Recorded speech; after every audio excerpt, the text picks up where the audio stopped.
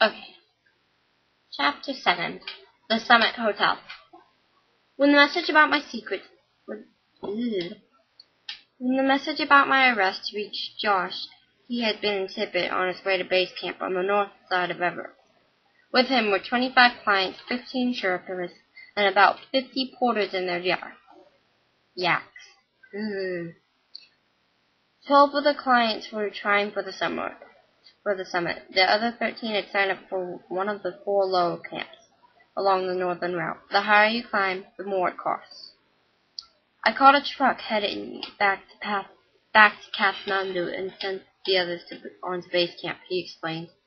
That's why I've been rushing around. I don't want to lose my acclimatization.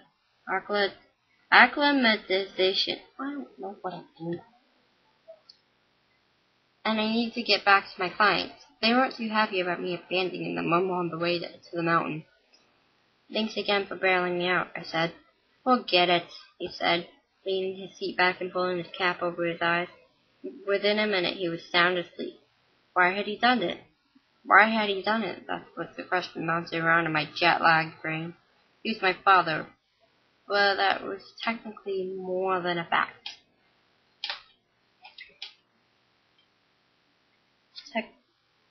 But that was a technicality more than a fact. I had written him at least a dozen letters over the years, but I had never gotten a letter, or even a postcard in return. Mom said that Josh wasn't much for letter writing, and that there was a good chance he never got my letters. There weren't too many post offices in the place he hung out. So why, after all these years, did he show up? Guilt? Not likely. That emotion didn't seem to fit him. My mother told me that once that Josh always slept like a baby because he had no conscience to keep him awake. He was demonstrating that right now, quietly snoring as we winged our way to Kathmandu. For me, the name conjured up mystery, adventure, possibilities, but the reality was somewhat different. The city is noisy, grimy, and polluted. My eyes burned, and I started choking as soon as we stepped outside the airport. Takes some getting used to, Josh said as our taxi sputtered into an unbroken line of traffic. You'll be staying at the Summit Hotel. Me? Just for a couple of days, Josh said.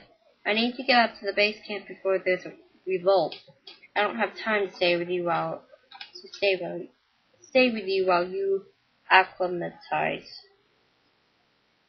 And you need to acclimatize slowly. You know the routine. I did know the routine. I read at least a dozen books about conquering 8,000-meter peaks above 26,000 feet, including the 3 books my father had written. There are 14 of these peaks in the world. It can take at least 2 months to get to the top of Everest, which is actually 8,850 meters tall. The long climbing time is not because of the distance, which is less than 5 miles, but because it's up. Most of the climbing time is spent sitting in the 6 camps along the route, letting your body get used to the thin air. If you go up too fast, you might get mountain sickness or high-altitude pulmonary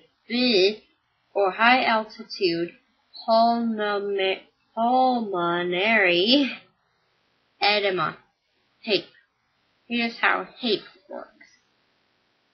I'm just going to say HAPE, even though it says HAPE. Okay? Here's how HAPE works. Your lungs fill with fluid, you can't breathe, you go into a coma, then you die.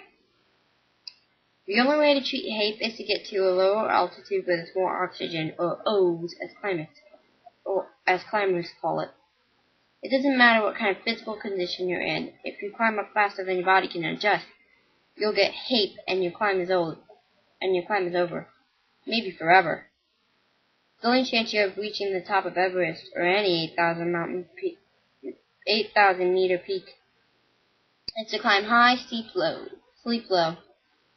until your body is ready to make the push to the summit. In other words, you have to make sure your lungs keep up with your legs. That's a very bad idea to leave your lungs behind.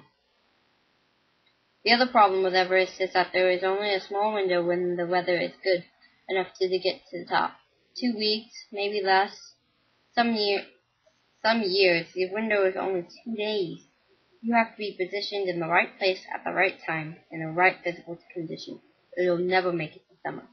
Because Josh has spent most of his life training and climbing at high altitudes, he could almost jog up to base camp, 18,000 feet.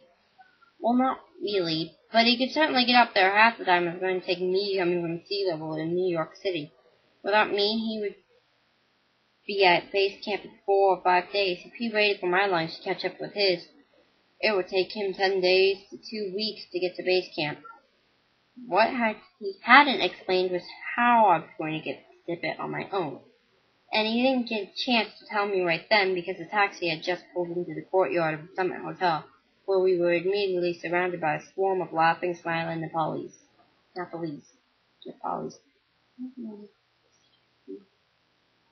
Hotel staff, he said. They obviously knew he was coming and were overjoyed that he was there. We got out and he introduced me. Not speaking Nepalese, I didn't know if he told them I was his son or his little brother. Regardless, by their expressions, they were very happy to make my acquaintance. They unloaded the gear and we followed them into the lobby where we encountered more pandemonium. Pandemonium.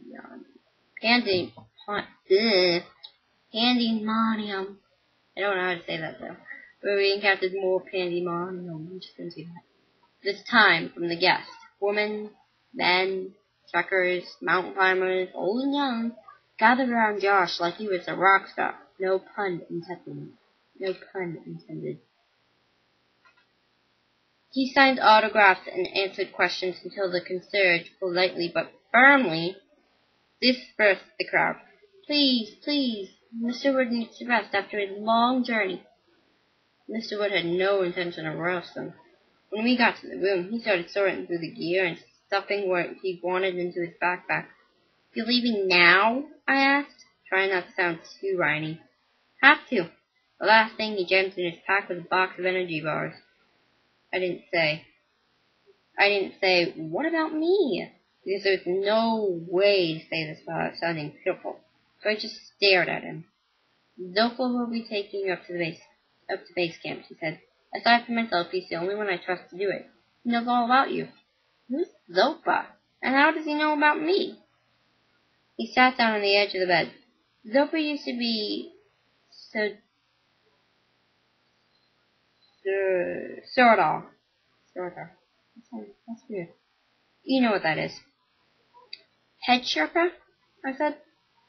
Sherpas are mountain people who live on the slopes of the Himalayas. Without them and their climbing skills, no one would get to the summit of Everest. Right, Josh said. Zopa got me to the summit of Annapurna the day you were born. He was there when Terry called and gave me the news. Since then, he's asked me about you every time I've seen him. Bugging me, really. Saying that it's not good for a father to neglect his son. Wait, I read that wrong. Bugging me, really. Saying that's obviously not... saying that it's not good for a father to neglect his son. Obviously, Josh had not listened to it. I said Josh. Why did I say Josh? Zopa stopped climbing years ago, he continued. He's a Buddhist monk now. Lives at the